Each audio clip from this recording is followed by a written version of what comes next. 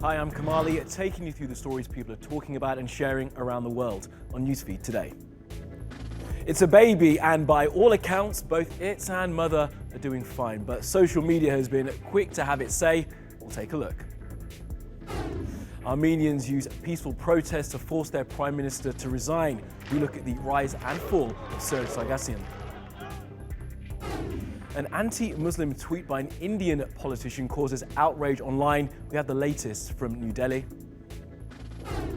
And we'll show you the next thing you need in your Netflix queue. Maybe it's time to catch up on Dililish Ertuğrul.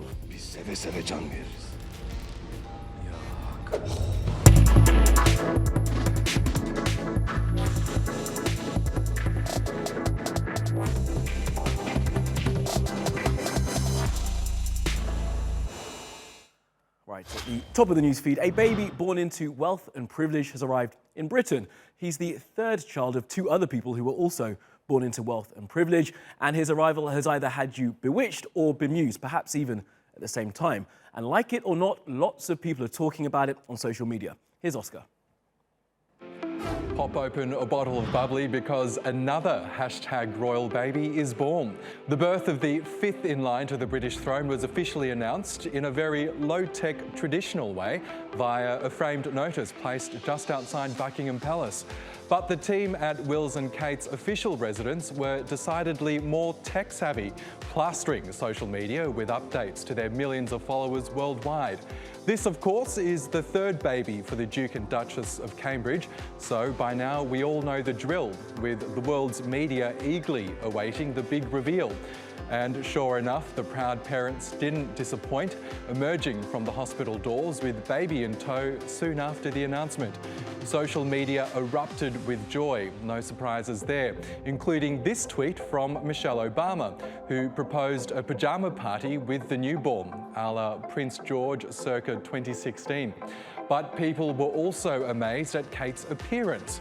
Ellie Taylor points out the Duchess gave birth and looked red carpet ready in the time it took her to eat cheese, while Alice says Kate looks more put together leaving the hospital 7 hours after giving birth than I have all year. But some were wondering why she had to front the media at all.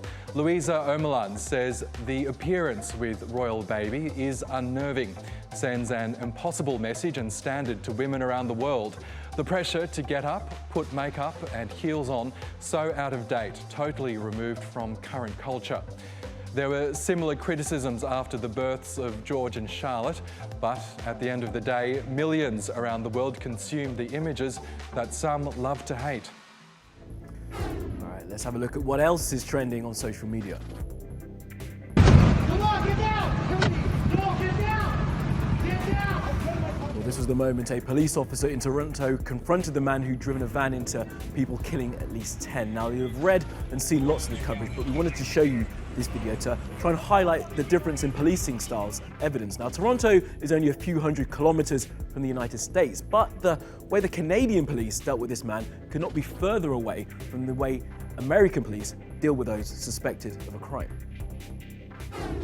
Now, the Me Too movement is global, but has had some trouble breaking through in China. But that could be about to change. A protest by students is gaining strength. How do we know? Well, the leaders have been censored and their complaints removed from the Chinese internet. So they've got around that by using blockchain technology. This, as Human Rights Watch published a report on sexism in the Chinese tech sector. Patrick Fock sent us this from Beijing. Well, it's really the tech companies that have been hit hard by this report, and that's not surprising. We're talking about some real tech household names here, like Baidu and Alibaba and Tencent. In its report, the Human Rights Watch said that it analysed around 36,000 job ads and found a troubling pattern of gender discrimination. And it's not just the private sector that's been hurt by this, the public sector as well. HRW said that 1 in 5 job adverts for the National Civil Service in 2018 called for men only, or said men preferred in them.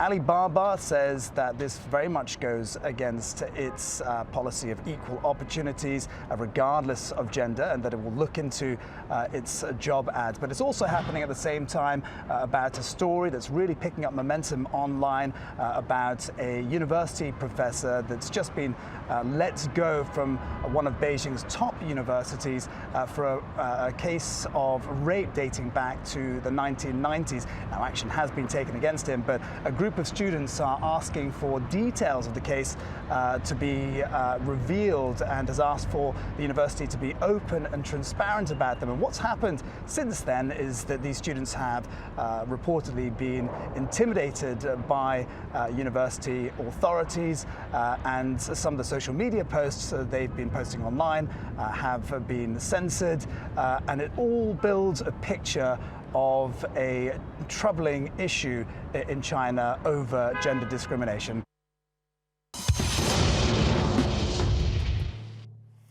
Patrick Fock there. Now, the Prime Minister of Armenia has resigned after days of protest against his rule. Serge Sargsyan had been president for the past decade, but the people said enough. Tamina's been looking into it for us. He's seen as one of Armenia's most powerful men, but he's also disliked by many. Now Serge Sargsyan has resigned as Prime Minister.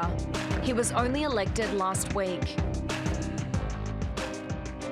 The straight movement is against my tenure. I'm fulfilling your demand. Kremlin-backed Sargsyan served as Armenia's president for a decade. Deadly protests erupted after the 2008 election. Demonstrators alleged vote rigging. At least 10 people were killed in clashes with police, but he remained popular and was re-elected in 2013.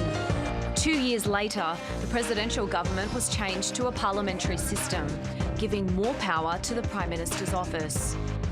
I believe that one person must not aspire to the reins of power more than twice in a lifetime. But Sargsyan went back on his word and took up the role of Prime Minister. Many saw this as a power grab, and it sparked one of the biggest political movements in Armenia. Thousands, including soldiers, rallied for days in anti-government protests, the largest the nation has witnessed in years. Hundreds were detained, including opposition leaders. Sargsyan's government has been accused of corruption and allowing rich people with political power to thrive. Critics say under his rule, there's been an increase in poverty, too much of a dependence on Russia, high unemployment, and ongoing tensions with Azerbaijan. Over 10 days, thousands of people took to the streets demanding his resignation. So who will be Armenia's next Prime Minister? While in Nicaragua, dozens of people have been killed after days of protests against the president there. Now, in this case, he's not stepped down, but he has rode back on some of the proposals that brought people to the streets. Gente destruida.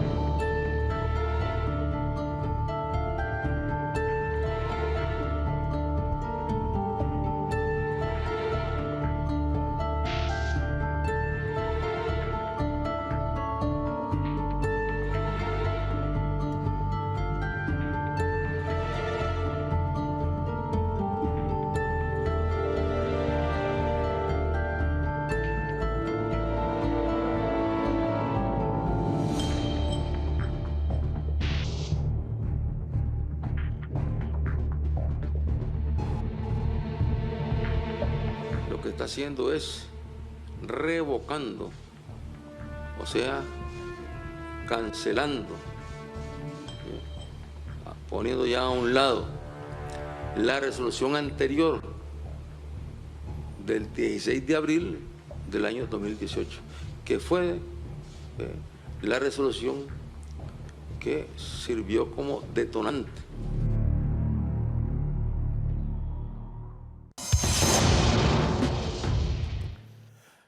And rounding off our look at politics around the world, let's take you to India, where a politician there has got himself into trouble for tweeting that he would not take a taxi that was driven by a Muslim. True story. Nia has more. While most ordinary people like you and me would usually cancel a cab booking because of a delayed pickup or because of a change in plan, one right-wing leader in India cancelled his cab booking because his driver was a Muslim. You have Abhishek Mishra, someone who belongs to the Vishwa Hindu Parishad, a party that allies itself with Prime Minister Modi's Bharatiya Janata Party. He tweeted to say, "I cancelled my Ola cab booking because the driver was Muslim," and his explanation was, "I don't want to give my money to jihadi people." And that hateful comment led to a lot of outrage on Twitter. You even had the cab company in question, Ola, saying this in reply: "Ola is a secular platform like India. We don't discriminate our driver partners or customers based on their caste, religion, gender or creed." And it said, "We urge all our customers and driver partners to treat each other with respect at all times." The other point of contention, this particular person in question, Abhishek Mishra, is followed by at least 4 union ministers of the Modi government, something that Priyank Sanghani here is raising a question about, saying it's so embarrassing for the Modi government.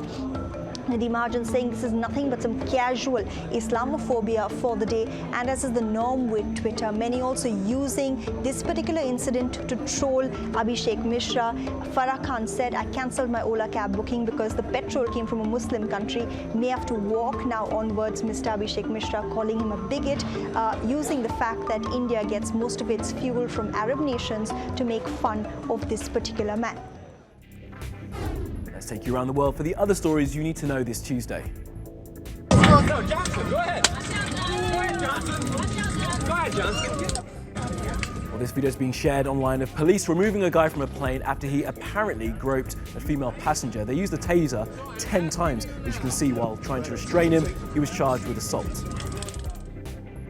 The annual migration of giant red crabs on Christmas Island can now be viewed on Google Earth. 45 million of the Karimza crustaceans move across the island each year. Google's VR page has loads of stunning images, but discreetly stays away from the immigrant detention centre set up on the island by the Australian government.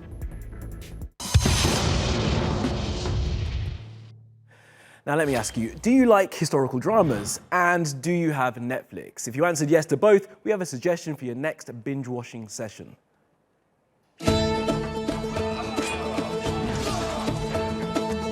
In case you haven't heard, there's a Turkish Game of Thrones.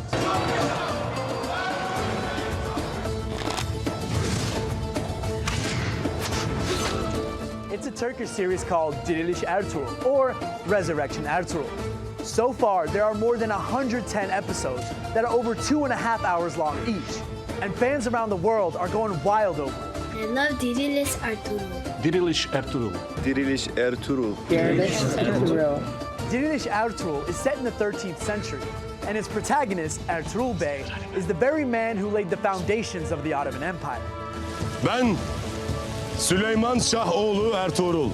But little did the creators know that it would become an international sensation. It's become so famous that sales of this Alpat have skyrocketed, and even non-Turks have been inspired to learn their favorite lines. Ertuğrul Bey çok yaşa. Dişe diş, kana kan. Eyvallah Bey. So, why is the rest of the world hooked on a show that was created for a local Turkish audience? Well, because this story is different. We have people who look like us, think like us, and even breathe like us. But when I look at that, I see a role models, I see beautiful behavior, mannerism and character. That makes us proud of our history. It's nice to be the heroes. We all know how Muslim men are usually portrayed in the entertainment industry. They're the bad guys, the terrorists, the sidekicks, or the extras, and the women are portrayed as docile, weak, and even oppressed. But not in Ertuğrul. Senin zevcem olmaktansa bin kere ölmeyi yeğlerim. But the series is resonating not just with Muslims, but with a global audience. I'm not a Muslim, but I appreciate finding out about Sufism. I'm 74 years old. I live in Oxfordshire in England. The best series ever made. So, if you haven't watched Ertuğrul yet, you should. I think that's pretty clear then, and I'm sorry now, but I'm sorry, we do need to talk about Kanye. He's been back on Twitter and he is going ham, and it's worrying for some, that he's tweeting stuff like this. Now, he's posted a video of Scott Adams, who's known as an ardent supporter of Donald Trump, and also tweeted, "I love the way Candace Owens thinks." Now, she also said that black people need to stop complaining about slavery. This has all led to him being invited onto InfoWars with Alex Jones. His latest tweet says, "You can say anything as long as you put the right emoji next to it." Maybe a sad face one. That's all from the NewsFeed team. Reach out to us with your questions, comments, complaints, and suggestions. I'm at Kamali Melbourne. We're 24/7 on Twitter, YouTube, and Facebook. Follow, subscribe, and add. See you again tomorrow.